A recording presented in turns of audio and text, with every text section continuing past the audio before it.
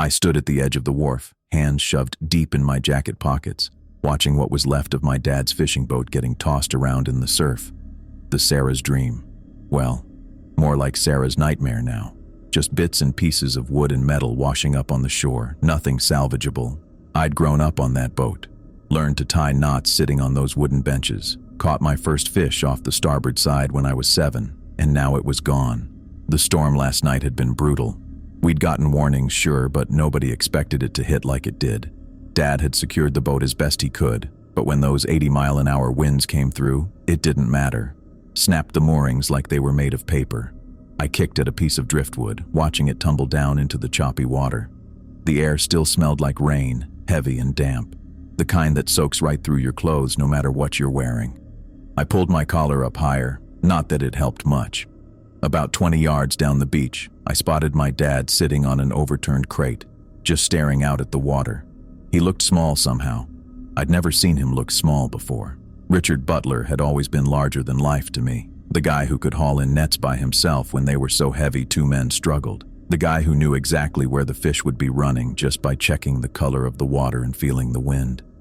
The guy who'd raised me and my sister after Mom died, never complaining, never stopping. But right now, he looked like someone had let the air out of him. I made my way over, picking through the debris that had washed up. Pieces of other boats, chunks of dock, even someone's lawn chair. The storm hadn't played favorites. "Dad," I said when I got close enough. He didn't look up, just kept staring at the water. His hands were clasped between his knees, knuckles white. The wind had messed up his gray hair, and his face looked more lined than usual, like he'd aged 10 years overnight. "Insurance won't cover it," he said finally. "Called this morning." I sat down on a piece of driftwood next to him. "What? Why not?" "Act of God," they said. He gave a bitter laugh. "Been paying those bastards for 23 years. Never missed a payment. One storm, and they're suddenly real interested in the fine print." I didn't know what to say. The boat was everything. Our livelihood, our future, our past. Dad had named it after Mom, Sarah's dream, because she'd always wanted to live by the sea. Now it was scattered across the beach in pieces too small to recognize. "We'll figure something out," I said, knowing how empty it sounded. Dad just shook his head. "With what? My back the way it is? Your sister's tuition coming due? And now no boat?" He rubbed his face with both hands. "I'm 62 years old, Eric. Too old to start over. Too young to die. Just the right age to be completely screwed." I wanted to argue, to say something encouraging, but he wasn't wrong. The medical bills from his back surgery last year had wiped out most of our savings. Jordan was starting university in the fall, first one in our family to go, and now our main source of income was in splinters at our feet. "I can pick up extra shifts at the processing plant," I said, "and maybe we can—" "You already work 60 hours a week," he cut in, "and that place is going under anyway. Half the fleet's gone after last night." He gestured toward the harbor where several other boats had also broken free, though none as completely destroyed as ours. We sat in silence for a while, listening to the waves. A few other fishermen were walking the beach, assessing damage, shaking their heads. Nobody was smiling. "I'm gonna head home," Dad said finally, pushing himself up with a wince. His back always acted up worse when he was stressed. "Check on Jordan. She was pretty upset this morning." I nodded. "I'll be along soon. Just want to see if anything washed up that we can salvage." He gave my shoulder a squeeze as he passed. "Don't stay out too long. Storm might have passed, but the tide's coming in strong." I watched him walk away, his gait stiff and uneven. He'd never admit how much pain he was in, never had. Just pushed through it day after day, year after year. For us. I spent another hour combing the beach, but there wasn't much left of the Sarah worth saving. A life preserver, a tackle box, waterlogged but intact. The boat's nameplate somehow still in one piece, the blue paint chipped but the name still readable. I tucked that under my arm. Dad would want to keep it. By the time I headed to Murphy's Tavern that evening, I was soaked through, freezing, and no closer to figuring out what the hell we were going to do. The tavern was busier than usual. Seemed like half the town had the same idea. Drown your sorrows, share your storm stories, maybe feel a little less alone in your misery. I spotted Dad at a corner table nursing what looked like whiskey. He didn't drink often, but I couldn't blame him today. I was about to join him when Maggie, the bartender, waved me over. "Your usual?" she asked, already reaching for a beer glass. "Yeah, thanks." I leaned against the bar, trying to warm up. The tavern was at least dry, and the press of bodies had raised the temperature to something approaching comfortable. "Heard about your dad's boat," Maggie said, sliding the beer toward me. "On the house tonight." "Thanks, Maggie. Appreciate it. You all figuring out what's next?" I took a long drink before answering. "Not yet. Still processing, I guess." She nodded sympathetically, then moved down the bar to serve someone else.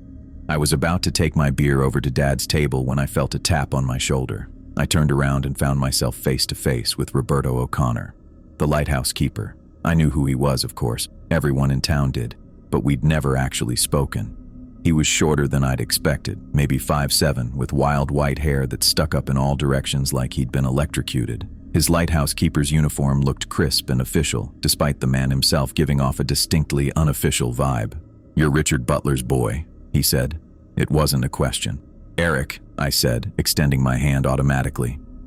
He took it, and I noticed his grip was surprisingly strong for a man his age. Had to be pushing 70, but his handshake was firm and steady. "Roberto O'Connor," he said, though I already knew. "I run the lighthouse up on North Point." "Right," I said. "Nice to meet you." He didn't let go of my hand right away, and I had the uncomfortable feeling he was sizing me up. His gray eyes were sharp, too intense. "Heard about your father's boat," he said finally, releasing my hand. "Terrible business, just terrible." He made a clicking sound with his tongue that somehow didn't convey much actual sympathy. "Yeah, well, that's what insurance is for, right?" I said, though we both knew that wasn't working out so great for us. "Indeed." He nodded thoughtfully. "Say, you looking for work by any chance?" That got my attention. "What kind of work?" "I need an assistant up at the lighthouse. Previous fellow, well," he waved a hand vaguely. "He's no longer in the position. Pays good. $15 an hour, 40 hours a week guaranteed. More if there's a storm coming or maintenance needs doing." I tried not to look too eager, but 15 an hour was nearly double what I made at the processing plant. What would the job involve? "Oh, this and that. Helping maintain the equipment, monitoring the weather, standing watch when I need to sleep. Basic maintenance, nothing too complicated." He smiled, showing too many teeth. "You look like a capable young man, strong, smart enough to learn the ropes." It sounded almost too good to be true, which usually meant it was. "Why me? You don't even know me." "I know your father," he said, glancing over at Dad's table. "Known him for years. Good man, hard worker. I expect his son is cut from the same cloth." He leaned in slightly. "And I know you've got a sister heading to university. Expenses to cover. A situation that's suddenly become more urgent." I wasn't sure I liked him knowing that much about my family's business, but small towns being what they are, it wasn't surprising. "When would you need me to start?" I asked. "Tomorrow evening, 6 o'clock. I'll show you the ropes." He pulled a business card from his pocket and handed it to me. It was simple, just his name and the lighthouse phone number. "What do you say?" I glanced over at my dad again. He was watching us now, and the look on his face made me pause. It wasn't just concern. It was something closer to fear. "Let me talk it over with my dad first," I said. O'Connor nodded. Of course. Family first. Always." That smile again, too wide for his face. "I'll be right here." I made my way over to Dad's table, sliding into the chair opposite him. He was still watching O'Connor, his expression dark. "What did he want?" Dad asked immediately. "Offered me a job, assistant lighthouse keeper, $15 an hour." Dad's eyes snapped to mine. "You said no, right?" I was surprised by the intensity in his voice. I said I'd talk to you first, but Dad, 15 an hour would go a long way toward... "No." He set his glass down hard enough that whiskey sloshed over the side. "Not that job, not with him." What's the problem?" I asked, lowering my voice.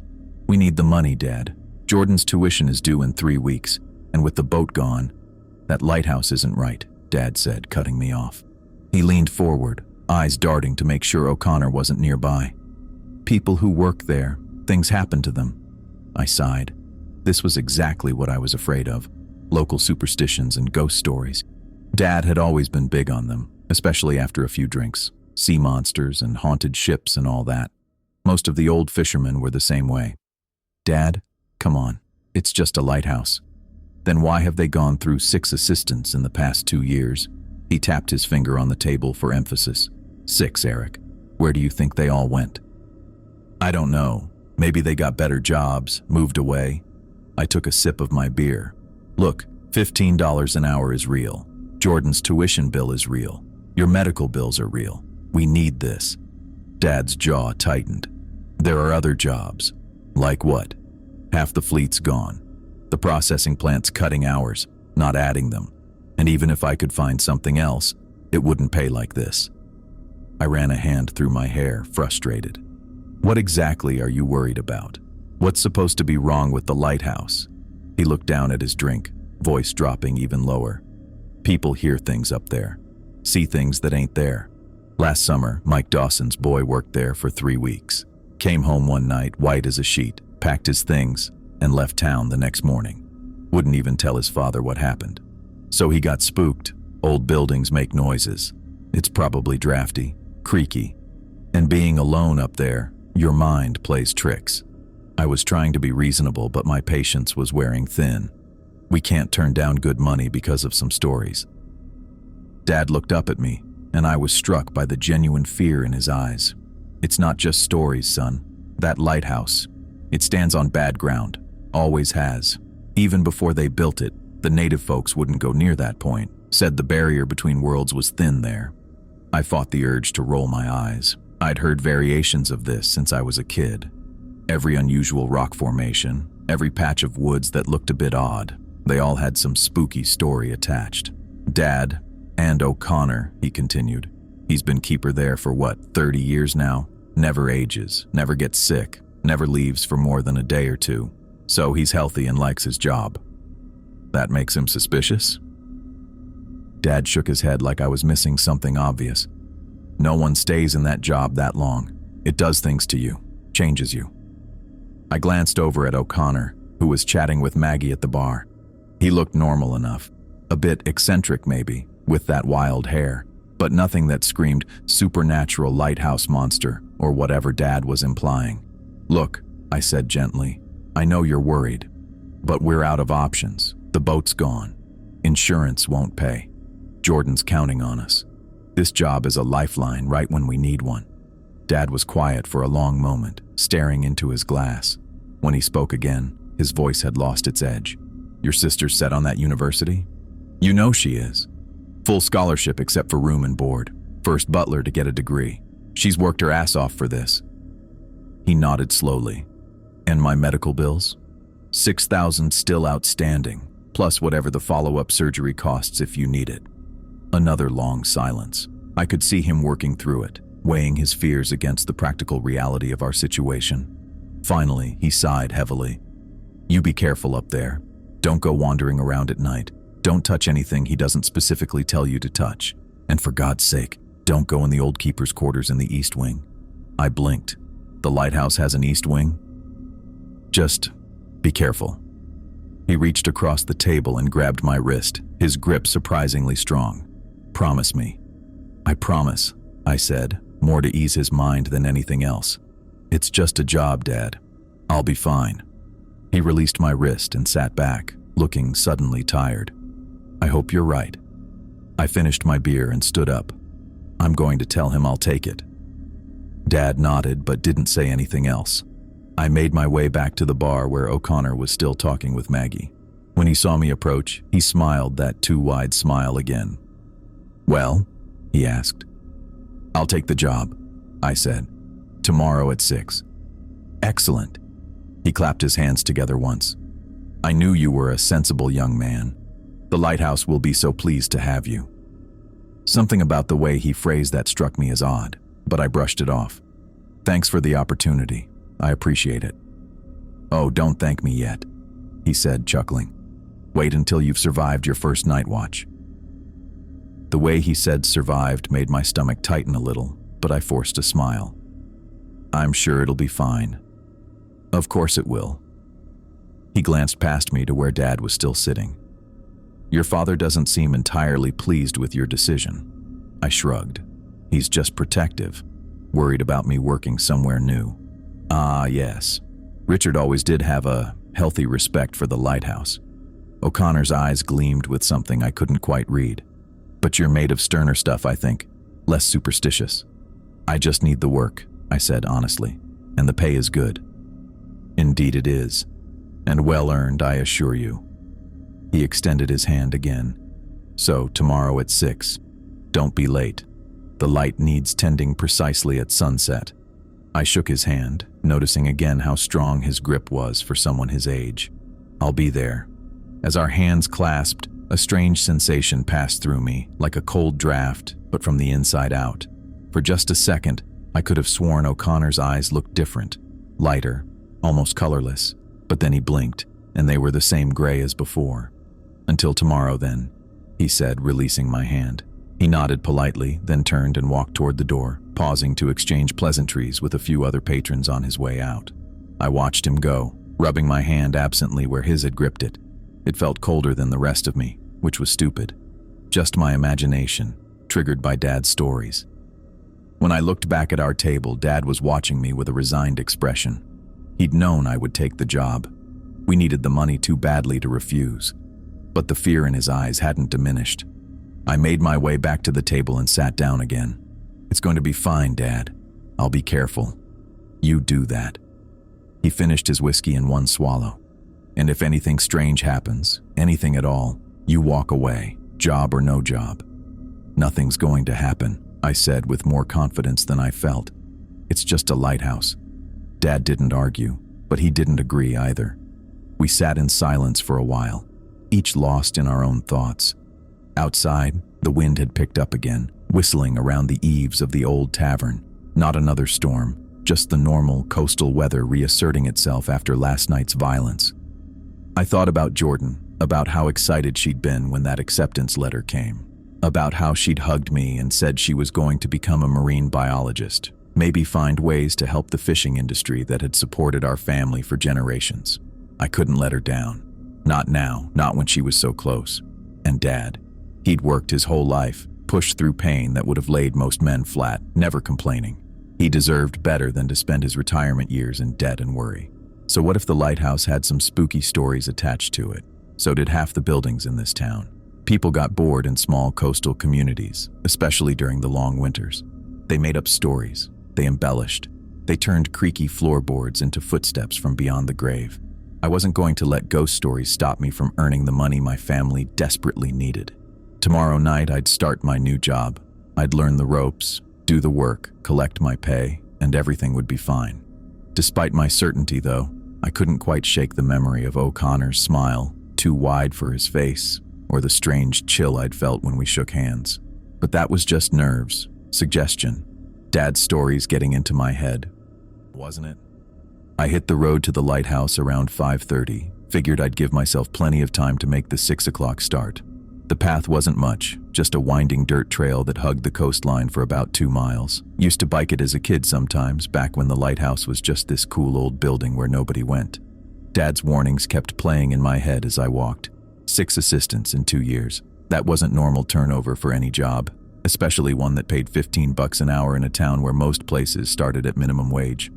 But we needed the money, and I needed to focus on that instead of ghost stories.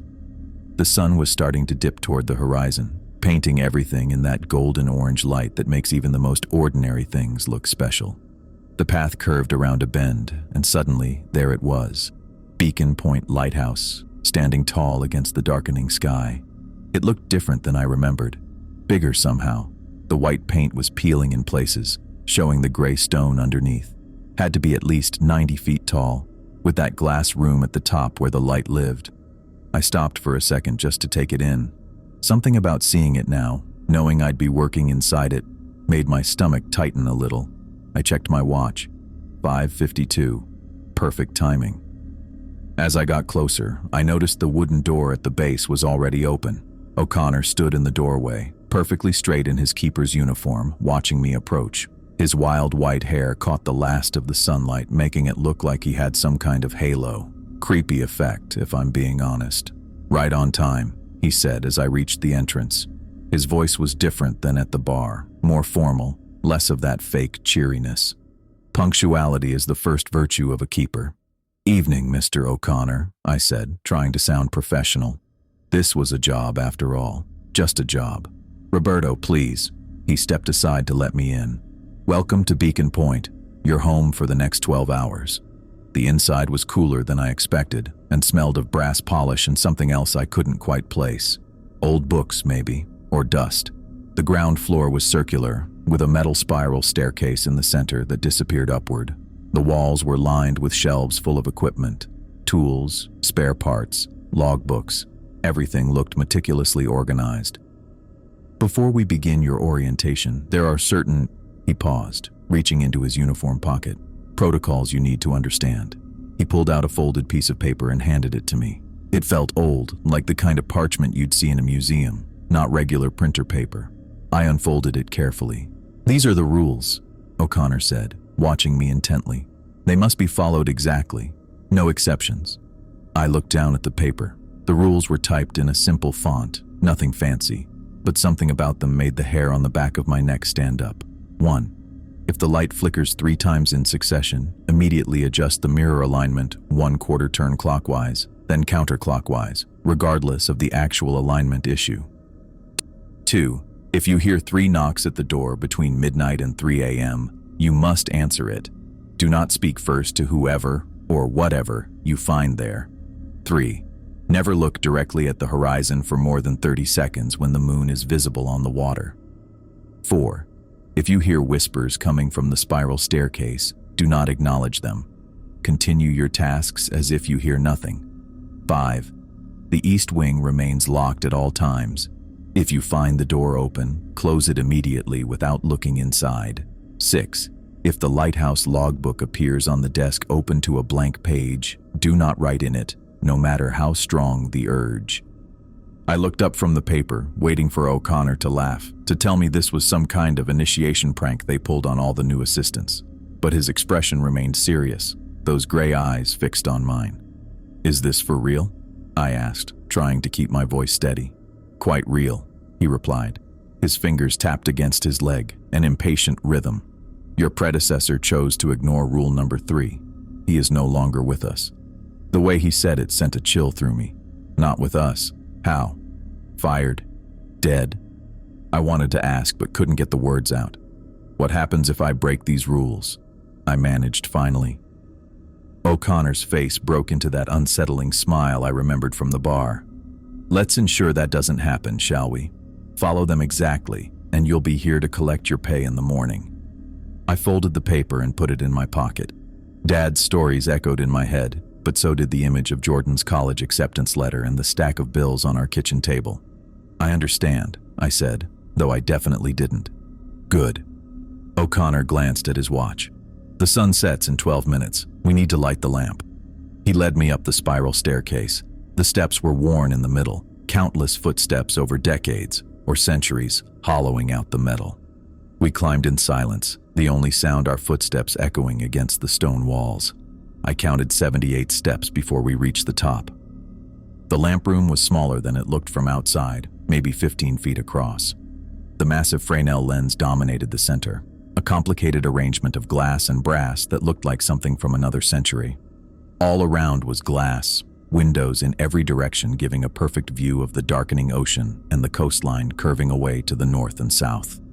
"This is the heart of the lighthouse," O'Connor said, his voice taking on an almost reverent quality. "The Fresnel lens was installed in 1887. It's one of only 7 of this particular design still in operation in North America." He moved around the lens with practiced efficiency, checking various components, adjusting a few knobs. "Your primary duty is to ensure the light remains lit and properly oriented throughout your watch." He pointed to a logbook on a small desk. "You'll record any unusual weather conditions, passing ships, and maintenance performed. Every hour on the hour." The sun was almost completely below the horizon now, the sky turning deep purple.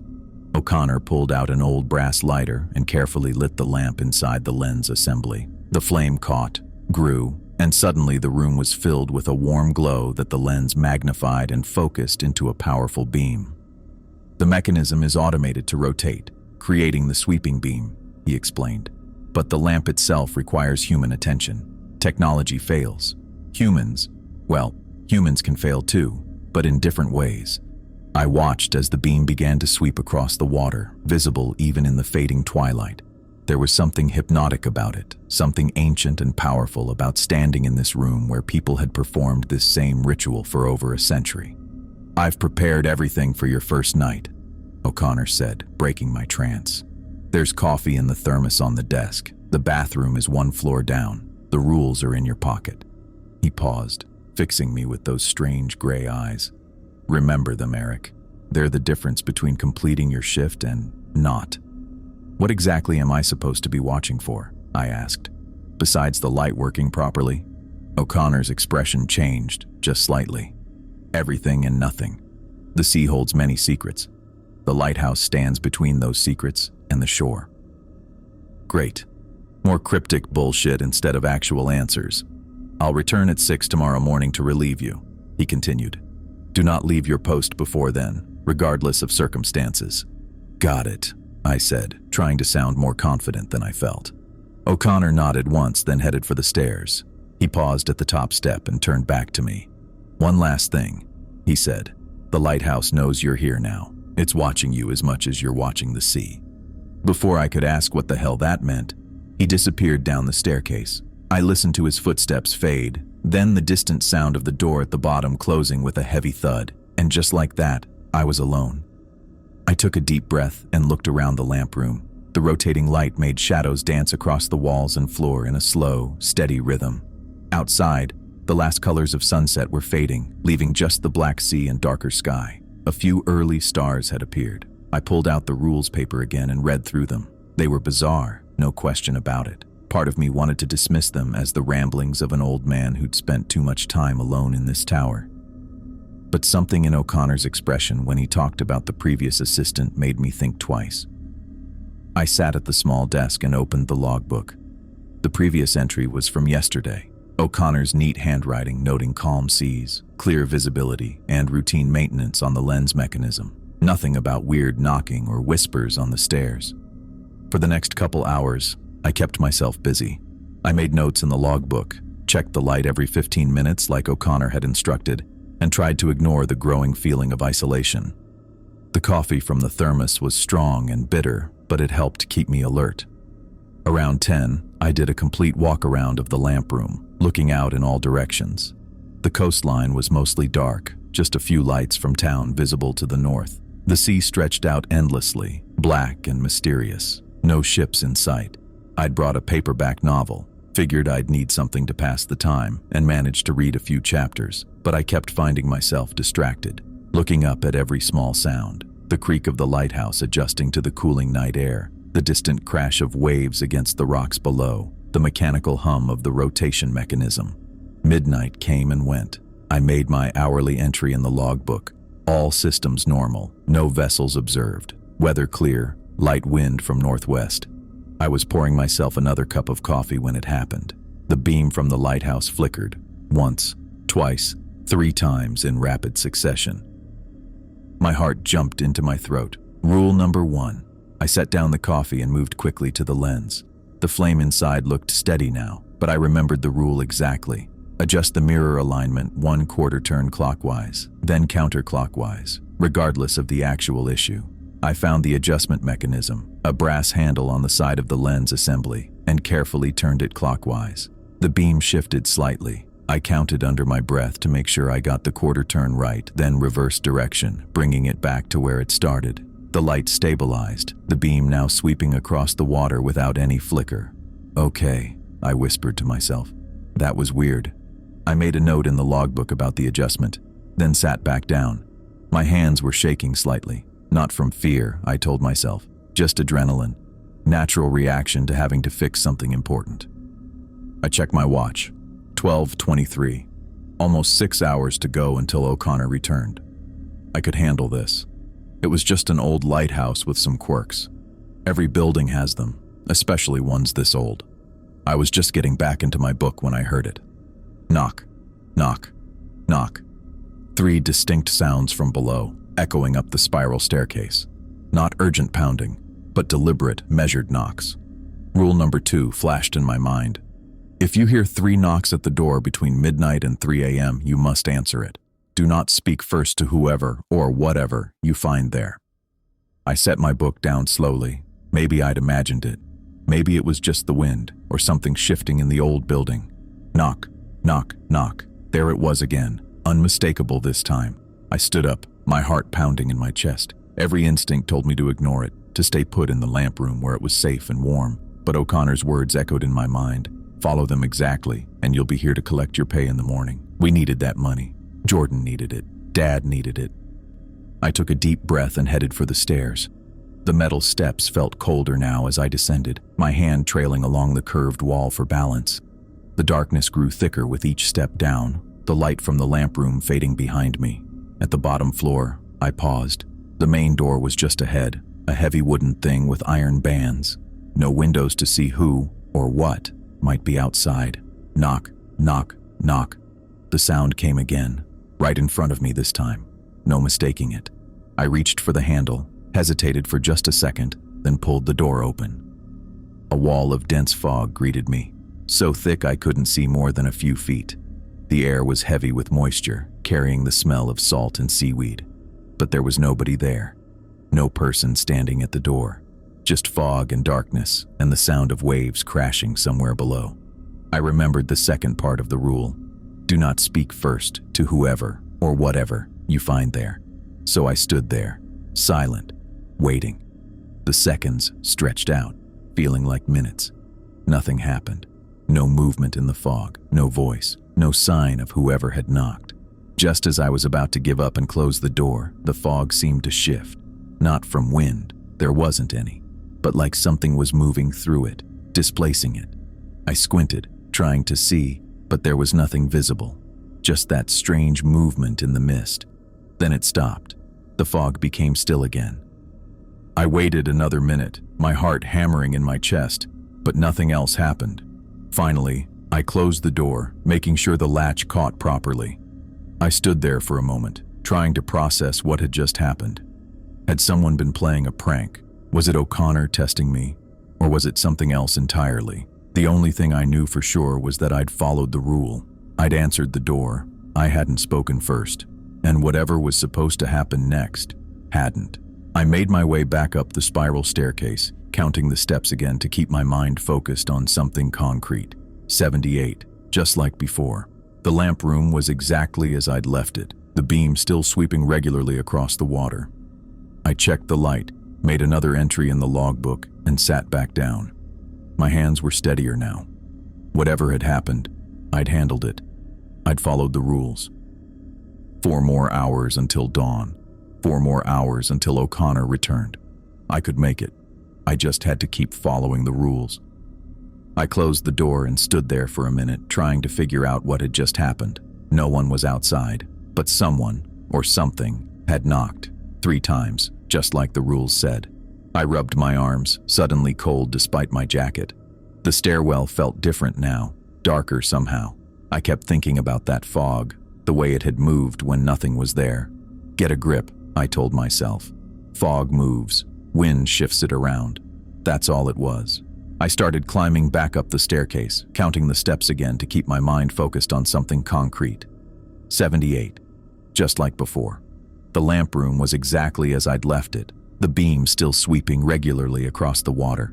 I checked the light, made another entry in the logbook, and sat back down. My hands were steadier now. Whatever had happened, I'd handled it. I'd followed the rules. 4 more hours until dawn. 4 more hours until O'Connor returned. I could make it. I just had to keep following the rules. The coffee in my thermos had gone cold. I drank it anyway, needing something to do with my hands. The bitter taste was almost comforting, something normal in a night that was turning out to be anything but. I checked my watch. 1:15. The light kept turning, sending its beam out across the water in steady rotations. I tried to focus on that, on the mechanical predictability of it, not on the empty stairwell or the knocking or the rules written on that old piece of parchment. The wind picked up outside, whistling around the corners of the lighthouse. It made the windows rattle a little. Normal sounds. I kept telling myself that. Just the wind. Just the ocean. I got up and walked around the small lamp room, stretching my legs. My back was stiff from sitting in that old wooden chair. The movement helped clear my head. I checked the light again, made sure everything was working right. Then I went back to the desk and opened my book. I read the same paragraph 5 times before I realized I wasn't taking in any of the words. My mind kept drifting back to O'Connor's warning. The lighthouse knows you're here now. It's watching you as much as you're watching the sea. What did that even mean? Buildings don't watch people, but something had knocked on that door. I shook my head, trying to clear it. I was letting my imagination run away with me. Dad's stories about the lighthouse and O'Connor's weird rules were getting to me. That's all it was. I checked my watch again. 1:32. Time was crawling. I stood up again, restless, and went to the window. The ocean stretched out before me, dark and vast. The beam from the light swept across it, illuminating patches of waves before moving on. The moon was out now, a half circle hanging low in the sky. Its reflection rippled on the water, creating a path of silver light. It was beautiful, peaceful even. I found myself staring at the horizon, where the sea met the sky in a dark line. There was something mesmerizing about it, the way the moonlight played on the water, creating that silver path that seemed to lead somewhere beyond. Wait, the rules. The third rule. Never look at the horizon over 30 seconds when moon visible on water. I jerked my eyes away, heart suddenly pounding. How long had I been staring? 10 seconds? 20? More? I hadn't been counting. I backed away from the window, almost tripping over the chair. Stupid. I'd almost broken another rule without even thinking about it. I needed to be more careful. I sat down hard in the chair, my heart still racing. This was getting to me. All of it. The knocking, the rules, the empty fog. I needed to focus on something else, something normal. The logbook. I opened it again, flipping through the previous entries. Most were O'Connor's, his handwriting neat and precise. Weather conditions, time of sunset, maintenance notes. Nothing unusual. But then I noticed something. The entries from the previous assistants. They started out normal enough, but as the weeks went on, the handwriting changed. Became shakier, the notes got shorter, sometimes just all clear or nothing to report. And then they stopped, replaced by O'Connor's handwriting again. 6 assistants in 2 years. All gone now. What had happened to them? What had they seen? A sudden loud click made me jump. The light had stuttered, just for a moment. I got up quickly and checked it. Everything seemed normal. The mechanism was turning smoothly, the light burning bright. Just a hiccup. Nothing to worry about. I went back to the desk, but I couldn't sit still. I paced around the small room, checking my watch every few minutes. 2:17. Still hours until dawn. The click came again, louder this time. I spun around. The light flickered, then went out completely. No, I muttered, rushing to the lamp. The mechanism was still turning, but the flame had died. Darkness flooded the room, broken only by the faint moonlight coming through the windows. I fumbled in my pocket for the matches O'Connor had shown me earlier.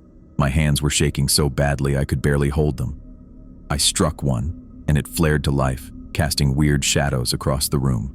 The lamp was still warm. I held the match to the wick, but the wind coming through the ventilation slots blew it out before it caught. I cursed, struck another. This one went out too, and the next. I was down to my last match when I heard it.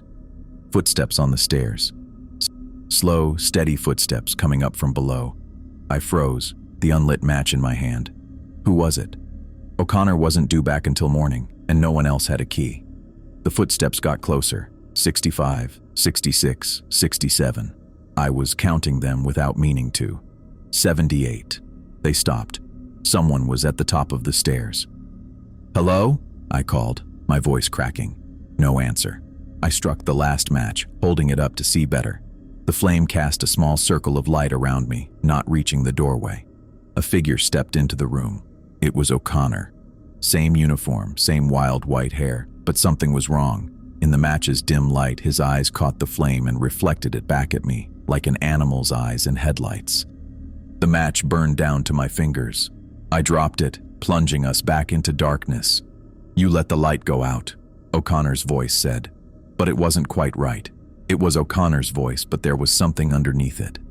Something that made the hair on the back of my neck stand up. I remembered the second rule. Answer the door if 3 knocks occur between midnight and 3 a.m. Do not speak first. But this wasn't the door. and there hadn't been any knocks. Did the rules apply here? I didn't know what to do, so I did what seemed safest. I treated this like it was normal. "I'm sorry," I said, trying to keep my voice steady. The flame went out. I was just trying to relight it. I felt rather than saw him move closer. The air around me got colder. "Have you been following the rules, Eric?" the voice asked. I swallowed hard. "Yes, I adjusted the mirror when the light flickered earlier, and I answered the door when there were knocks." "Good," it said. "That's good." I could smell something now, something like wet earth and salt. It wasn't unpleasant exactly, but it wasn't human. The previous assistant didn't follow the rules. The thing that looked like O'Connor continued. He ran screaming down the stairs one night. We found him the next morning, floating face down near the rocks. My stomach dropped. Dad had been right. This place wasn't safe. "What happened to him?" I asked, surprised my voice worked at all. The O'Connor thing laughed, a sound like waves crashing against rocks. He looked too long at the horizon when the moon was on the water. He saw what was coming, what's always coming. I didn't know what to say to that. My mind was racing, trying to make sense of what was happening. This wasn't real. Couldn't be real. "You should light the lamp again," it said. "That's your job after all." I fumbled in my pockets looking for more matches, but I knew I'd used the last one. "I don't have any more matches," I admitted. "Check the drawer," it said, gesturing toward the desk. I moved slowly, keeping as much distance between us as possible in the small room. I pulled open the drawer. Inside was a brass lighter, similar to the one O'Connor had used earlier to light the lamp. I took it, half expecting the thing to grab me when I turned around. But it just stood there, watching me with those reflective eyes. I approached the lamp, keeping the desk between us.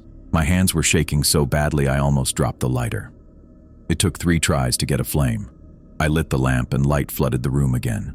I blinked, momentarily blinded after the darkness. When my eyes adjusted, O'Connor was gone. I spun around, looking for him. The room was empty. The stairwell was dark and silent. Had I imagined it? No. The brass lighter in my hand proved something had happened. I hadn't had it before. I put the lighter on the desk and sank into the chair, my legs suddenly too weak to hold me. My heart was pounding so hard I could feel it in my throat. What had just happened? What was this place? I wanted to run, to get as far away from this lighthouse as possible, but I couldn't. I needed this job. Dad's boat was gone, and Jordan's tuition was due. I had nowhere else to go. So I stayed. I made another entry in the logbook, my handwriting shaky but legible. I checked the light every few minutes, terrified it would go out again. The hours dragged by. 2:45, 2:50, 3 o'clock. At 3:15, I noticed the fog rolling in again. It came in fast, thick, and heavy, swallowing everything in its path. Within minutes, I couldn't see more than a few feet beyond the lighthouse. But then I saw something, a shape in the fog, out on the water. I squinted, trying to make it out. It was a ship, but not like any ship I'd seen before. Its silhouette was wrong somehow, too tall and narrow, and it was moving strangely, not with the waves, but against them. As it got closer, I could make out more details. The sails were tattered, hanging in strips. The hull was dark, almost black. And then I remembered the 5th rule. East wing stays locked. If found open, close without looking inside. Wait, that wasn't right. That was about the east wing. Was there another rule I was forgetting? The ship was getting closer. I could see movement on the deck now, figures moving back and forth. But they didn't move right. Their movements were jerky, unnatural. Something clicked in my brain. The 3rd rule had been about not looking at the horizon when the moon was visible on the water, because something might be coming. Like this ship. I didn't know what to do. There was no rule about ships, but every instinct I had was screaming at me to do something. So I did the only thing I could think of. I extinguished the lighthouse beam. The room plunged into darkness again. I moved to the window, peering out at the strange vessel. Without the lighthouse beam, it seemed to lose its way. It drifted, turning slightly, its path no longer straight toward the shore. As it passed by the lighthouse, closer now, I caught a glimpse of the figures on deck. They weren't human, not entirely. Their proportions were wrong, limbs too long, heads too large or too small. I ducked down, heart hammering in my chest. I didn't want them to see me. Didn't want to know what would happen if they did. The ship passed by slowly, disappearing back into the fog. I waited until I couldn't see it anymore before I relit the lamp. The beam swept out across the water again, illuminating nothing but fog and waves. The ship was gone. I sat back in the chair, trying to process what I'd just seen. None of this made sense. Ghost ships didn't exist. Creatures with reflective eyes that looked like lighthouse keepers didn't exist. But I'd seen them, both of them. I checked my watch. 3:45. Just over 2 hours until dawn. 2 hours until O'Connor, the real O'Connor, came back. I wasn't sure I wanted to see him either. I kept checking my watch.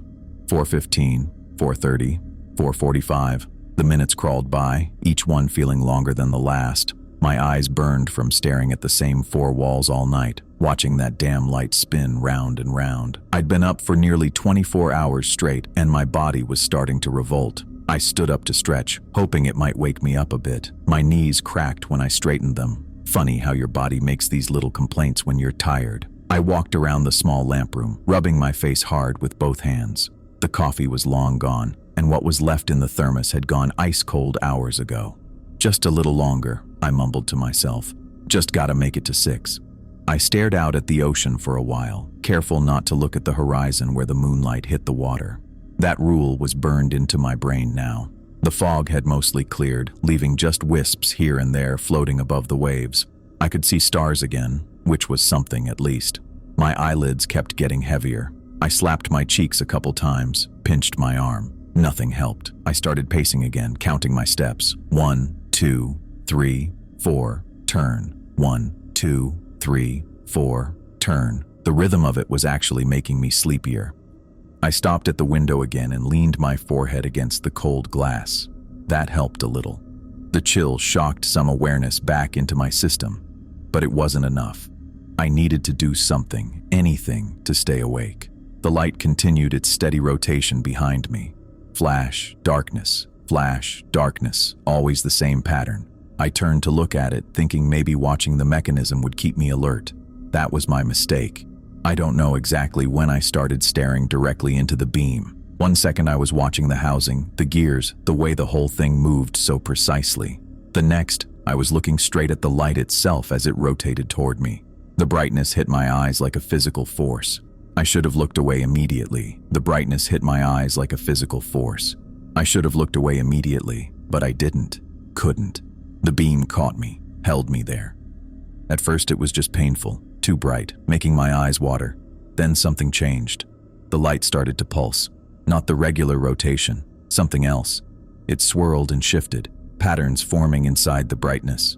Circles within circles, spirals, movements that shouldn't have been possible from a fixed lamp. I knew I needed to look away. My brain was screaming at me to turn, to close my eyes, to do anything. But my body wouldn't respond. I just stood there, frozen, watching as the light showed me things. A ship, old-fashioned, wooden, with tall masts and tattered sails. The same one I'd seen earlier, but clearer now. I could see the sailors on deck. Their faces were bloated, waterlogged, dead eyes staring straight at me. Their mouths moved, but no sound came out. Just bubbles. The vision shifted.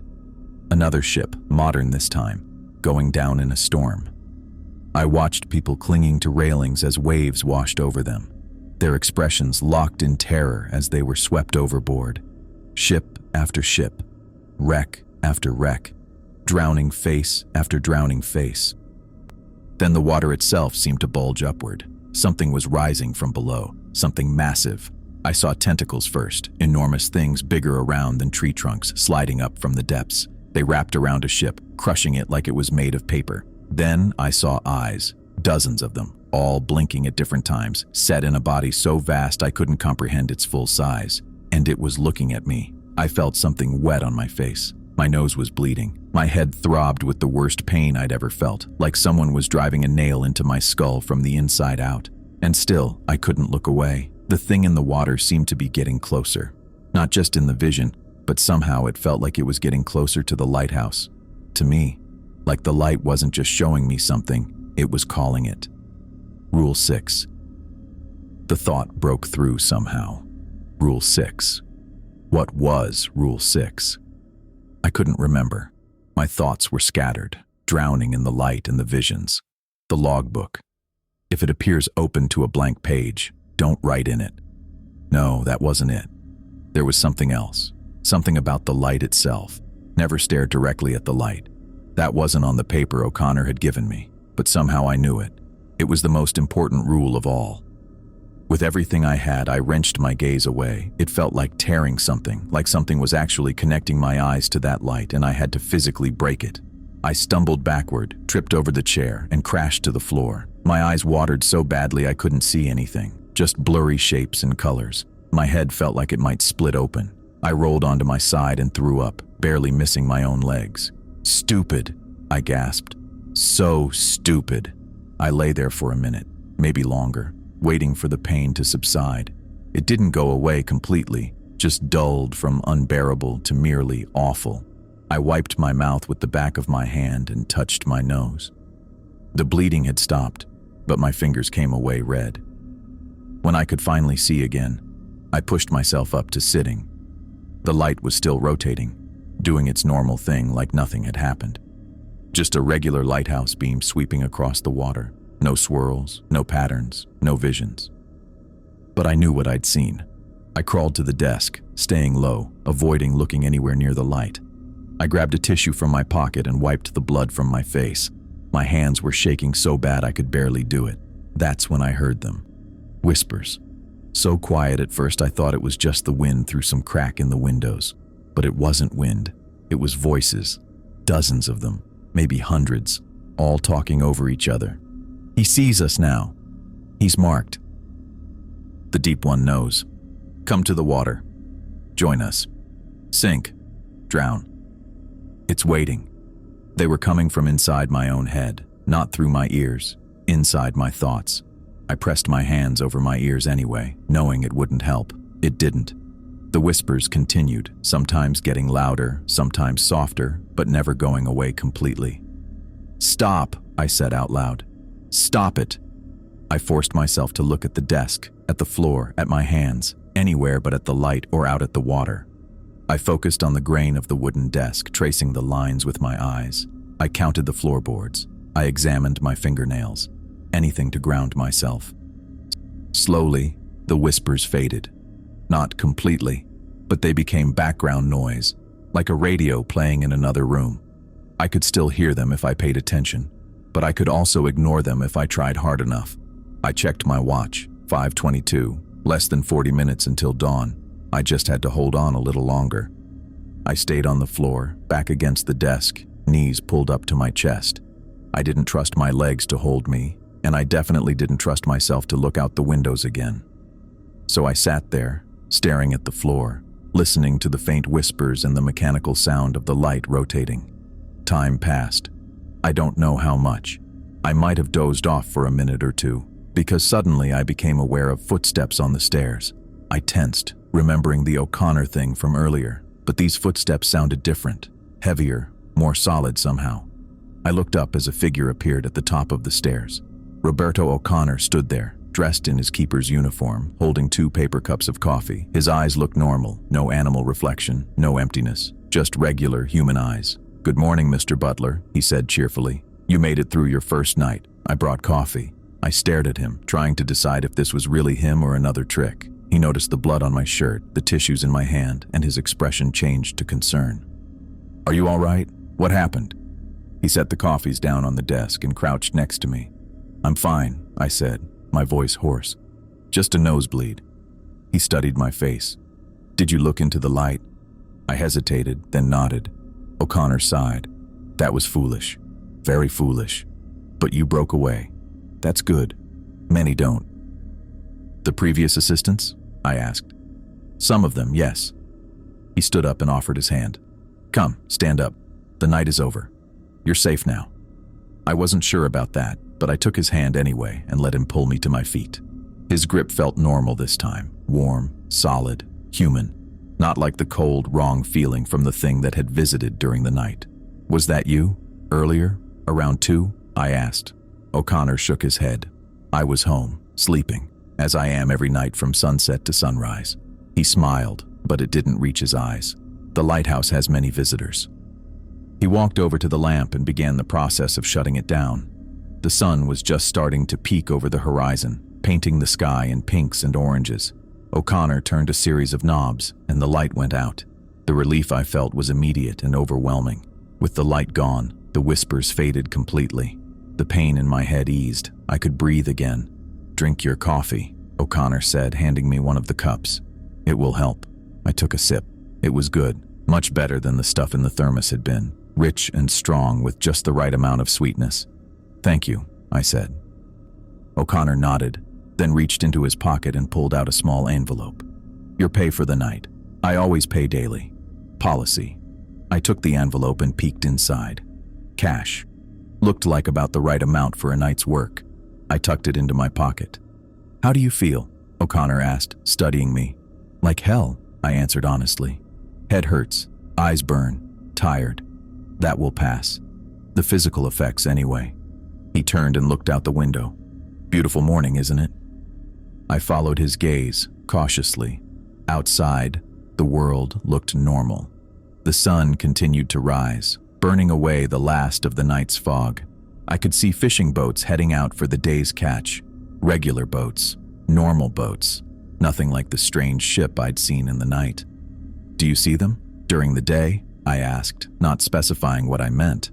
O'Connor knew anyway. "No, they only come at night. The darkness is their time." He turned to me. "But they're still there, even when you can't see them. Always there, just beneath the surface." I didn't know what to say to that. "You should go home, get some rest," O'Connor said. "The day shift is mine."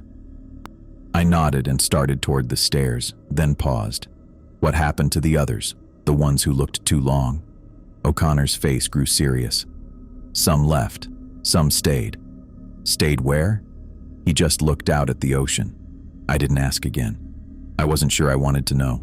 I started down the stairs, holding the railing tightly. My legs felt weak and my head was still pounding. At the bottom, I turned back to look up. O'Connor was standing at the top of the stairs watching me. "Will you be back tonight, Mr. Butler?" He called down. "Many don't return after their first night." I thought about my dad's medical bills, about Jordan's tuition, about the 6 rules and the things I'd seen, about the ship and the whispers and the massive thing rising from the depths. "Yeah," I said, surprising myself with the answer. "I'll be back." O'Connor smiled. "Excellent. Sunset then." I nodded and pushed open the door. Outside, the morning air felt clean and fresh. The sunlight was warm on my face, nothing like the cold, hypnotic beam of the lighthouse. I took a deep breath and started walking home. The envelope of cash felt heavy in my pocket, heavy like a commitment, heavy like a mistake, but I'd be back. Whatever was happening here, whatever the lighthouse was hiding, I needed that money, and maybe I needed answers too. I took the long way home. The sunlight felt good on my face after a night in that tower. Warm, normal, real. I stuck to the path along the cliff edge instead of cutting through town. Didn't want to run into anyone I knew. Didn't want to answer questions about why I had dried blood on my shirt or why I looked like I'd seen a ghost, or whatever the hell that thing was on that ship. I needed to think. My head was still pounding, not just from staring into that light, but from trying to make sense of everything that had happened. The knocking, the whispers, the thing that looked like O'Connor but wasn't, that ship with the wrong proportions, and those sailors, if you could call them that. My boots crunched on the gravel path. The sound was grounding, real. I focused on it for a minute, just putting one foot in front of the other. The ocean was on my right, blue and innocent in the morning light. Hard to believe that a few hours ago it had carried something that didn't belong in this world. I stopped and looked out at the water. In daylight, it was just water. Waves and foam and seagulls diving for fish. But I knew better now. There was something else out there. Something underneath. "He's marked," they'd whispered. "The deep one knows." I shivered despite the warm sun on my shoulders.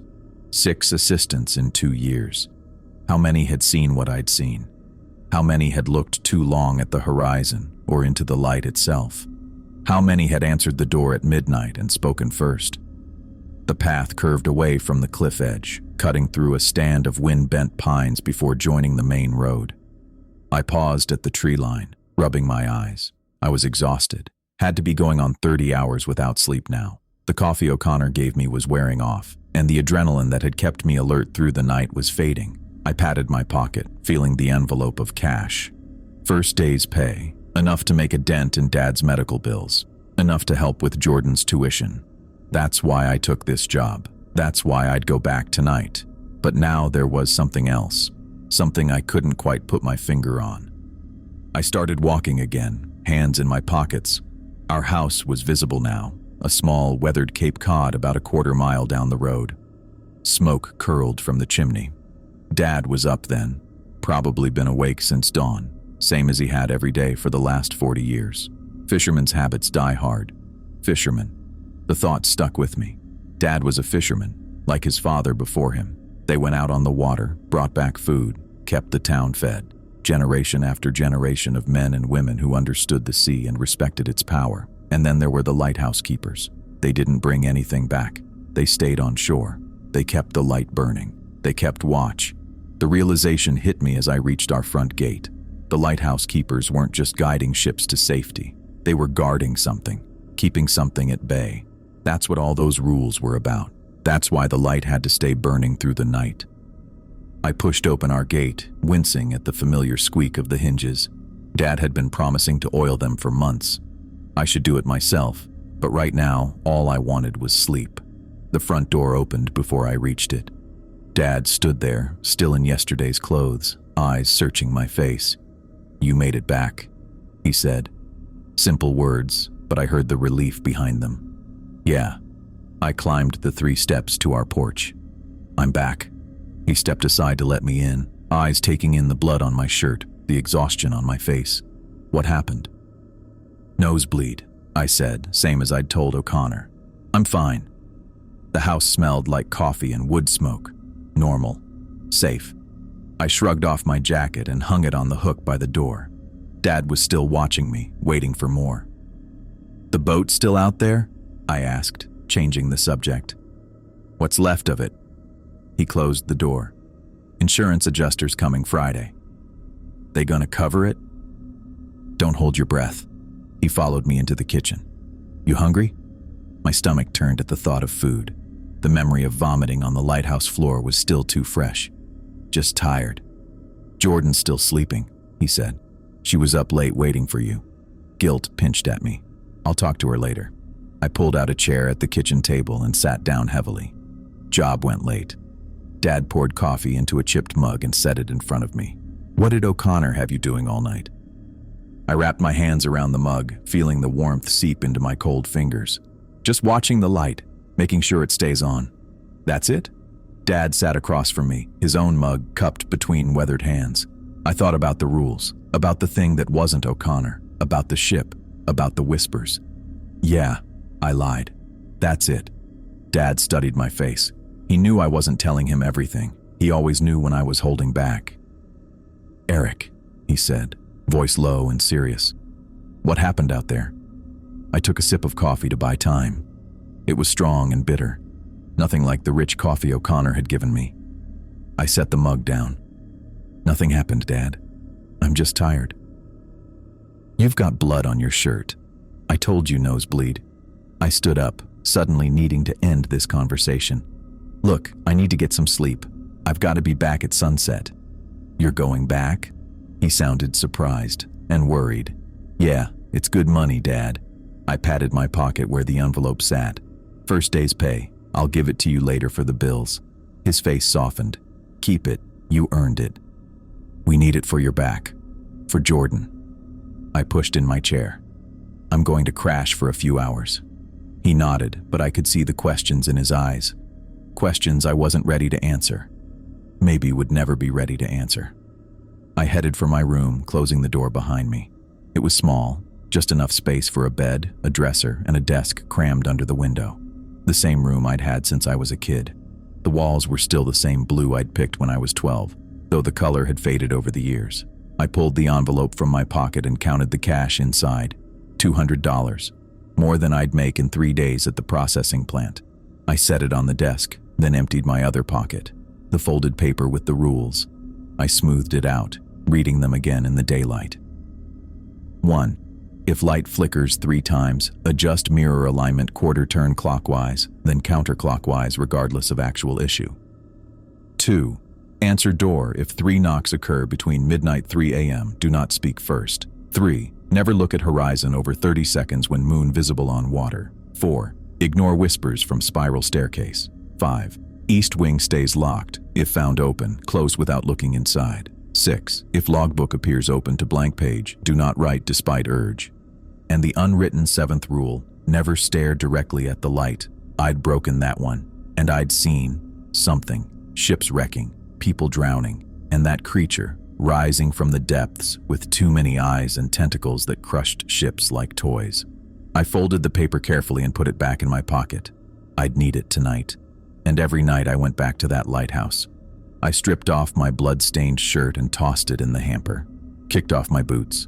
Fell onto my bed, still in my jeans.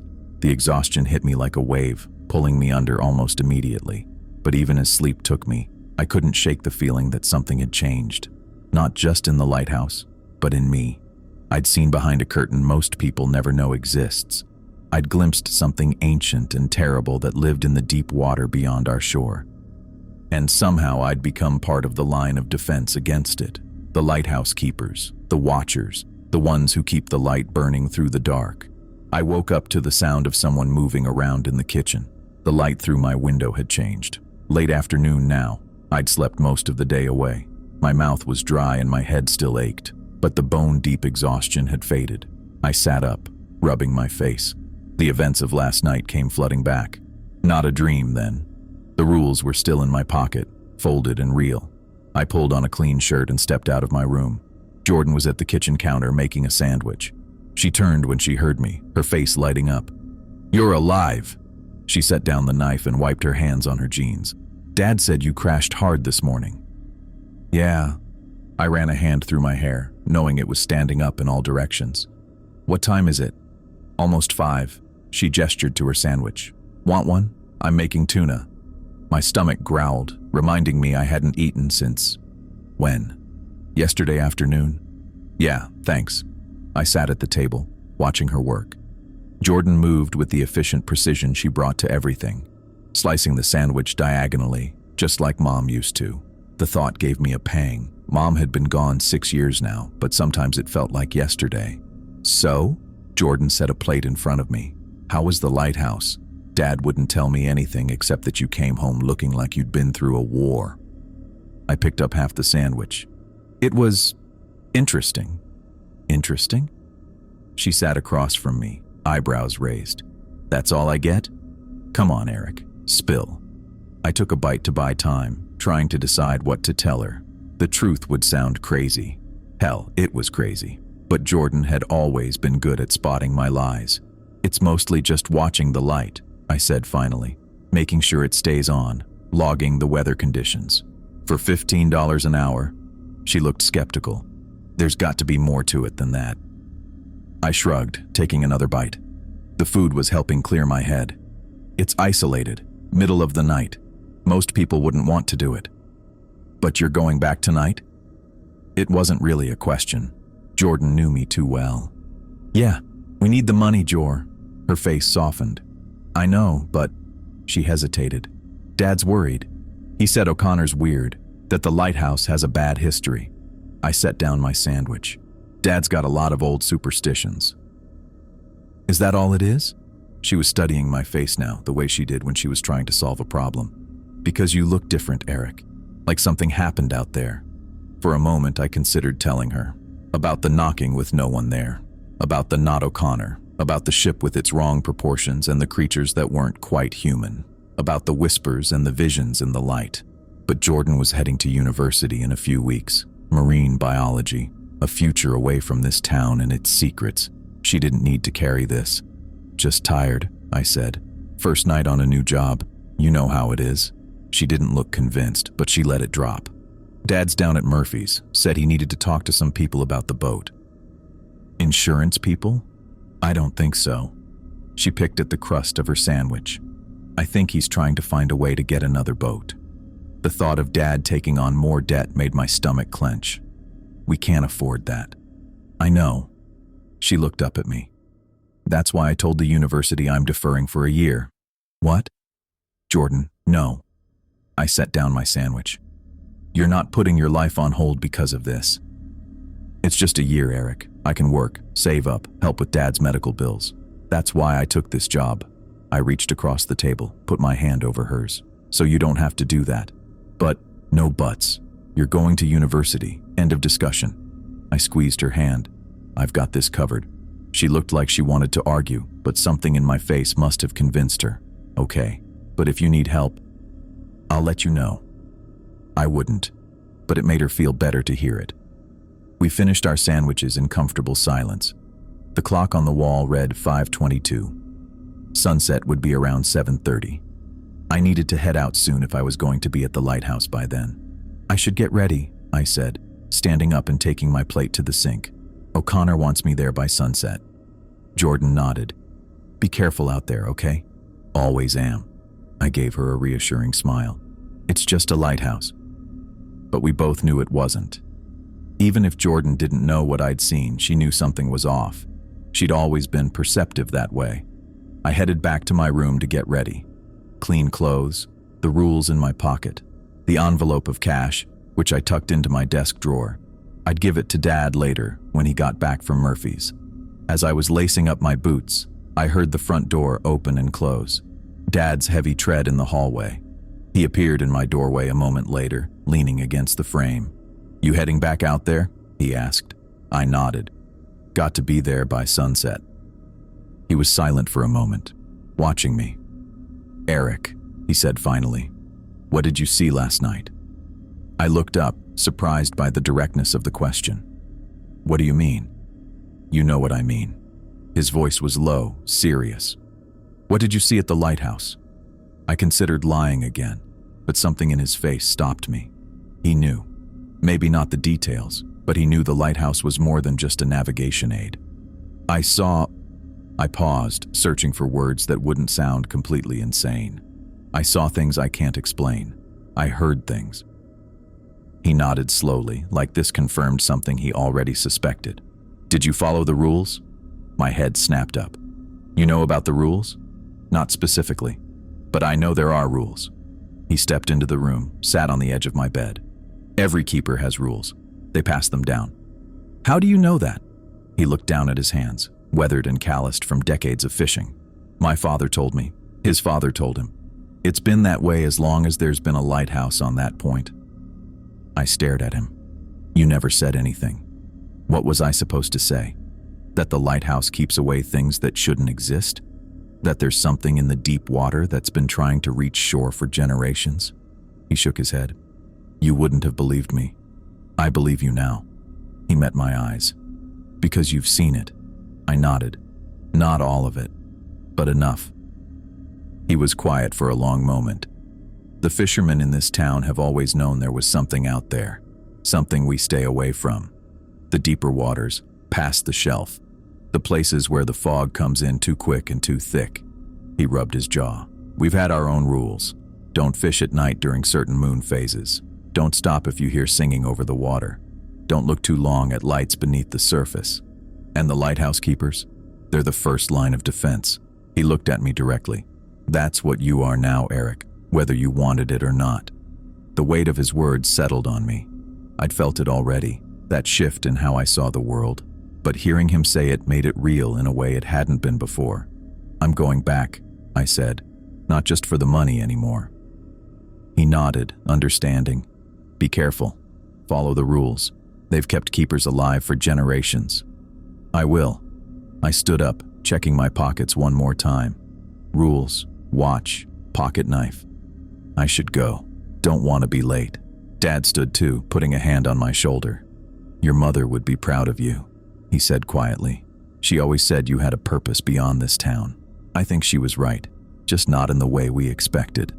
The mention of Mom caught me off guard. Dad rarely spoke of her. Thanks, Dad. He squeezed my shoulder once, then let go. I'll wait up. You don't have to. I know. But we both knew he would anyway. I grabbed my jacket from the hook by the front door. Jordan was in the living room pretending to read a book, but obviously waiting to see me off. "I'll be back in the morning," I told her. "Don't worry." "Too late for that," she said with a small smile. "Be safe." I nodded, then stepped outside into the fading daylight. The sun was low on the horizon now, painting the sky in shades of orange and pink. Beautiful, peaceful, but I knew better. I knew what waited in the darkness beyond our shore, what had always been waiting. I started walking toward the lighthouse, the rules a reassuring weight in my pocket. I was a keeper now, one in a long line stretching back generations. And whatever came knocking tonight, whatever whispered on the stairs or sailed past on ships with wrong proportions, I'd be ready. I'd keep the light burning. I'd follow the rules. I'd stand watch, because that's what lighthouse keepers do. They keep back the darkness. They guard the shore. They protect the town that has no idea what lurks just beyond the reach of the light. And tonight, that keeper was me. I stepped out into the night, the familiar weight of the brass lighter in my pocket. The sun had just dropped below the horizon, leaving streaks of purple and orange that wouldn't last long. My second week at the lighthouse, and I wasn't exactly used to it yet. Not sure anyone could get used to what happened in that tower after dark. The path was worn smooth from my daily trips now. 2 weeks of walking the same route, watching my shoes kick up the same dust. I'd started noticing little landmarks. The bent pine about halfway there, the boulder shaped kind of like a turtle, the spot where the path narrowed and brambles reached out to snag your clothes if you weren't careful. Dad had stopped asking questions after that first night. He just watched me leave each evening with this look on his face, part worry, part pride. Jordan was the opposite, full of questions I couldn't answer, not without sounding crazy. So I'd stuck to the basics. I watch the light, I log the weather, I maintain equipment. Technically true, just missing the part about ghost ships and whatever the hell lived in the deep water. The lighthouse came into view as I rounded the last bend, stark white against the darkening sky, beam not yet lit, 90 feet of stone and secrets. I'd memorized every step of that spiral staircase by now, 78 of them, worn smooth in the middle from generations of keepers. Roberto was waiting at the door when I arrived, always there, always in that crisp uniform no matter the weather. "Right on time," he said, checking his pocket watch. "Punctuality remains your virtue." "Figured I'd better be," I said, after what happened last night. I'd been 3 minutes late yesterday. The light had started flickering before I even reached the top of the stairs. The whispers had been louder too, more insistent. Roberto nodded, eyes gleaming in the twilight. The lighthouse notices such things.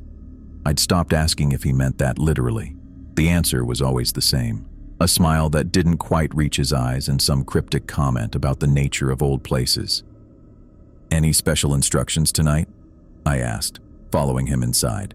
The ground floor smelled the same as always. Brass polish, old books, and something else I couldn't name. Something old and patient. Actually, yes. Roberto pulled a small leather-bound book from his pocket. "I've been watching your progress these past weeks. You've done well. Better than most." I didn't ask what happened to most. I already knew some of it. The assistant who stared at the horizon too long was found washed up 3 miles down the coast, lungs full of salt water despite being discovered on dry land. The one who answered the door at midnight but spoke first hadn't been found at all. Just his boots, sitting neatly at the end of the pier. "Tonight is important," Roberto continued, running his fingers over the book's worn cover. "I believe you're ready for the final test." "Test?" My stomach tightened. "You never mention tests." "Every night is a test, Eric. You've been passing them, whether you realized it or not." He handed me the book. It was heavier than it looked, the leather cold to the touch. "Read this before midnight. It will explain things I cannot." I took it, turned it over in my hands. No title, no author, just old leather and a sense of weight that had nothing to do with pounds and ounces. "What happens at midnight?" I asked. Roberto smiled that not quite right smile. "Everything happens at midnight. You know that by now." He left me at the bottom of the stairs, heading out into the gathering darkness without another word, just like every night, except tonight felt different. Final test. Those words hung in the air like a promise, or a threat. I climbed the 78 steps slowly, thinking about the past 2 weeks, the knockings at midnight that I'd answered without speaking, the whispers on the stairs I'd learned to ignore. The light that sometimes flickered 3 times, requiring that strange adjustment that made no mechanical sense but somehow worked. The horizon I never looked at when moonlight touched the water. The lamp room was exactly as I'd left it that morning. Logbook open to a fresh page. Thermos of coffee I'd started bringing myself after the first night. Roberto's brew tasted better, but I didn't trust anything in this place I hadn't prepared with my own hands. The brass lighter sitting next to the logbook where I'd placed it before leaving. I lit the lamp as the last bit of daylight faded, watching the mechanism begin its slow rotation. The beam swept out across the water, regular as a heartbeat. Steady, dependable. Nothing like what it contained. The book Roberto had given me sat heavy in my hand. I hadn't opened it yet. Wasn't sure I wanted to, but midnight was coming, and I needed to be ready for whatever this final test involved. I sat in the wooden chair, placed the book on the desk, and flipped open the cover. The first page was blank. So was the second. The third had a single line of text in the center. The light keeps more than ships from shore. I already knew that much. Kept turning pages. More blank ones, then another line. What is bound can be released. What is released can be bound again. The rest of the book followed the same pattern, blank pages with occasional cryptic sentences. Some I understood immediately. Others made no sense. But as I read, a picture started forming. Not from the words themselves, but from the spaces between them. The lighthouse wasn't just a lighthouse, it was a prison. The light itself was a binding, keeping something ancient contained. Something that tried to escape each night. The knockings at midnight. Something testing the boundaries. The whispers on the stairs. Its voice searching for weak points. The flickering light. Its attempts to break free. And the keepers. We weren't just maintaining a beacon. We were guards, jailers, keeping whatever lived in the deep water from coming ashore. I checked my watch. 11:30. Half an hour until midnight, until the final test. I closed the book, my thoughts racing.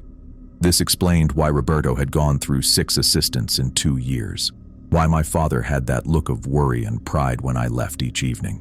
Why the native peoples had avoided this point before the lighthouse was built. The barrier between worlds was thin here, and I was standing right on top of it. At 11:45, the light flickered 3 times. I stood, walked to the mechanism, and made the quarter-turn adjustments just like I had a dozen times before. But this time, I understood what I was really doing, reinforcing the binding, securing the cage. At 11:50, the whispers started on the stairs, louder than ever before, not just wordless murmuring, but actual words I could almost understand. Almost, but not quite, and I was grateful for that small mercy. At 11:55, I took out the rules from my pocket, read them again, though I knew them by heart now. 6 rules on paper. The 7th, never stare directly at the light. I'd learned the hard way. Tonight, something told me all the rules would be tested. At midnight exactly, 3 knocks sounded on the door below. I took a deep breath, pocketed the rules, and headed down the 78 steps. The whispers followed me, swirling around my head like smoke. The knocking came again, 3 precise taps. I opened the door to fog so thick I couldn't see more than a few feet. But there was something in that fog, a shape, or several shapes, moving just beyond the range of clear sight. I stood silent, remembering the rule. Do not speak first. The fog shifted, condensed, formed something almost human-shaped. Almost, but wrong in ways that made my skin crawl. Too tall, limbs too thin, head slightly too large. Keeper, it said, voice like water over stones. Let us in. I remained silent. This wasn't in the rules, what to say when they finally spoke. The book hadn't covered this either. The binding weakens, the fog thing continued. You feel it. Tonight it breaks. Tonight we return. I found my voice somehow. The light keeps you out. That's how it works. The fog thing made a sound that might have been laughter. The light is failing. Look up, Keeper. I didn't look. Wouldn't give it the satisfaction. But I knew without looking that the beam would be flickering again, fighting against whatever was trying to break free. You should run, the fog thing said. The others did. Some of them. The smart ones. I'm not running, I said, though part of me wanted to. The part that was still sane, probably. The fog swirled, the shape dissolving. Then you will drown with the rest when the deep one rises. The fog rushed past me into the lighthouse, cold and wet against my skin. I slammed the door, turned to see it ascending the spiral staircase, moving faster than fog should move, with purpose, with hunger. I ran up the steps, taking them 2 at a time, counting automatically, 20, 40, 60, 78. Burst into the lamp room to find the light flickering wildly, the beam stuttering across the water, and standing by the lens, illuminated by the failing light, was Roberto. Except it wasn't Roberto. Not really. Just like that first night when the light went out. The same wrong shape wearing Roberto's form, eyes reflecting the light like an animal's. "You're back," I said, breathing hard from the climb. The Roberto thing smiled, too wide for a human face. "I never left. I'm always here, in one form or another." Behind it, through the windows, I could see the strange ship approaching. The one with proportions that weren't right, too tall, too narrow. Tattered sails that somehow still caught wind. Dark hull that absorbed light rather than reflecting it. On its deck, figures moved jerkily, unnaturally. "The others are coming," the Roberto thing said. "The binding is breaking. Can you feel it?" I could. Something in the air. A tension like before a lightning strike. The light flickered more violently, the beam sweeping erratically across the water. "What do you want?" I asked, though I already knew. "Freedom," it said simply. "The deep one wants the shore. Wants the town, wants you." The light sputtered, went out completely. In the sudden darkness, I could hear the whispers growing louder, coming from everywhere at once. From the stairs, from outside, from inside my own head. I fumbled for the brass lighter in my pocket. Found it, flicked it open. The small flame seemed impossibly bright in the darkness. The Roberto thing watched me, head tilted at an angle no human neck should allow. "You can still run." The others did. "Not all of them," I said, remembering what Roberto had told me. "Some stayed, some became keepers." I moved toward the lamp, lighter extended. The Roberto thing didn't try to stop me, just watched with those reflective eyes. The whispers reached a crescendo as I relit the lamp. The mechanism groaned, the light flickering before steadying. The beam swept out across the water again, catching the strange ship in its glare. I heard distant screeching, saw the figures on deck writhing in the light. The Roberto thing hissed, stepping back from the beam. "It won't last. The binding is too weak now. Years of neglect. Years of keepers who didn't understand what they guarded." I looked at the book on the desk, then at the rules in my pocket, then at the light itself, rotating steadily now, pushing back the darkness, and suddenly I understood what the final test was, what Roberto, the real Roberto, had been preparing me for. Rule 7, never stare directly at the light. But that wasn't just for safety. It was because the light contained something, the entity that was bound here. To strengthen the binding, someone had to look into the light, had to face what was trapped there, had to choose to become its jailer permanently. That's why so many assistants left. They either couldn't face it or they did, and it broke them. I turned to the Roberto thing, which was watching me with a mixture of curiosity and caution. "You're wrong," I said. "I do understand what I'm guarding against." And before it could respond, I turned and looked directly into the light. The pain was immediate and overwhelming, worse than the first time, when I'd accidentally stared too long. This was deliberate, sustained. My vision filled with the blinding beam, but then something else appeared within it. Eyes, dozens of them, hundreds, opening all at once, looking back at me, and behind them, something vast and ancient and hungry. I saw the wrecked ships again, the drowned sailors, the tentacles rising from the deep. But this time, I saw more. I saw how the lighthouse had been built to contain this thing, how the light was a cage of sorts, keeping it from fully manifesting in our world, how each keeper added their will to the binding, strengthening it. And I saw how to complete the ritual. The words I needed to say, passed down from keeper to keeper. The final part of the binding that Roberto had been waiting for me to discover. Blood ran from my nose, from my eyes. The pain was unbearable, but I kept looking, kept watching as the entity raged against its prison, kept my gaze locked with those countless eyes. And I spoke the words I saw within the light, ancient words that felt like stones in my mouth, heavy with meaning and power. Words that Roberto had written in that book, hidden between the blank pages, visible only to someone willing to look into the light itself. The lighthouse shook. The whispers became screams. The Roberto thing lunged at me, but dissolved into fog before it could reach me. Outside, the strange ship began to burn, green flames consuming it from bow to stern. I finished the incantation, the last word tearing from my throat like it had claws. The light flared, impossibly bright, then settled into a steady, powerful beam. Stronger than before. More certain. The binding was complete, renewed, strengthened. I collapsed to the floor, vision blurred with blood and tears. My head felt like it might split open, but underneath the pain was a certainty. I had passed the test. I had faced what lived in the light and bound it anew. I don't know how long I lay there. Long enough for the blood to dry tacky on my face. Long enough for the pain to subside from unbearable to merely excruciating. Long enough for the whispers to fade completely. When I could move again, I crawled to the chair, pulled myself up. Outside, the night was clear. No fog, no ghost ship, just stars and the beam of light sweeping across normal, empty water. I checked my watch. 5:30. Almost dawn. I'd made it through the night. The sound of footsteps on the stairs made me tense, but these were normal footsteps. Heavy, solid, human. Roberto appeared in the doorway, 2 paper cups of coffee in hand. He stopped when he saw me, eyes widening at the blood on my face, my shirt.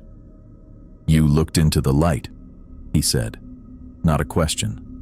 I nodded, wincing at the movement. "I saw what's in there. And you spoke the words." "I did." He set the coffee down, came closer, examined my face with clinical detachment. "Most don't survive that, the ones who try." "How many have tried?" "In my 30 years, 3, none succeeded." He stepped back, something like respect in his eyes. "Until you." "The binding is stronger now," I said. I felt it take hold. Roberto nodded. "It will last a generation, if tended properly." He paused. "That's why I brought you here. Why I've been watching you. I needed a successor." "A successor?" "I'm old, Eric. Older than I look. The lighthouse has kept me going, but even its power has limits." He picked up one of the coffee cups, handed it to me. "I need someone to take over, permanently." I took a sip of the coffee, rich, strong, sweet, better than anything I could make. "The pay would be better, of course," Roberto continued. "And there are other benefits. The lighthouse takes care of its keeper." "Is that why you haven't aged? Haven't gotten sick?" He smiled, a genuine smile this time. "One of the perks, along with certain insights, abilities." I thought about it. About Jordan's tuition, paid now with my 2 weeks of work. About Dad's medical bills, covered with what I'd saved. About the fishing boat, still gone, but Dad was talking about a smaller one, something he could manage alone. And I thought about what I'd seen in the light. What would happen if the binding failed completely? If the deep one got free? "I'll do it," I said. Roberto's smile widened. "I knew you would. From the first night, when you adjusted the mirror without question, when you answered the door but didn't speak first. You have the makings of a keeper." The sun began to rise, light spilling through the windows. Roberto went through the familiar routine of shutting down the lamp. As the mechanism stopped rotating, he turned to me. "Go home. Rest. Tell your family what you need to. Be back at sunset." He handed me an envelope, thicker than usual. "Your final pay as assistant. Tomorrow, you start as keeper." I took the envelope, pocketed it alongside the rules and the brass lighter. Keeper. The word felt right somehow, like it had been waiting for me. I left Roberto tending to the lamp, made my way down the 78 steps. Each one felt different now, like the lighthouse itself recognized me as something more than a visitor. Outside, the morning was clear and bright. The ocean calm. No sign of what had transpired during the night. No hint of what lurked beneath the surface, bound once more by light and will. I took the cliff path home, legs aching, head still throbbing. But with each step, I felt more certain. This was what I was meant to do. What my father had somehow known I would do with his talk of family traditions and fishermen's rules. I saw him before I reached the house, sitting on the porch steps despite the early hour, waiting for me, like he had that first night. When he saw me, face streaked with dried blood, clothes a mess. He stood quickly. "You did it," he said as I approached. Not a question, a statement of fact. "You knew," I replied, "about the lighthouse, about what it really is." He nodded slowly. "My grandfather was keeper for a time, before Roberto. The knowledge gets passed down, even if the position doesn't always stay in the family. Roberto wants me to take over, permanently." Dad didn't look surprised, just studied my face, searching for something. Whatever he saw there made him nod again. "The lighthouse chose well," he said finally. I looked back over my shoulder, toward the white tower standing against the morning sky. My lighthouse now, my responsibility. "Yeah," I said, "I think it did."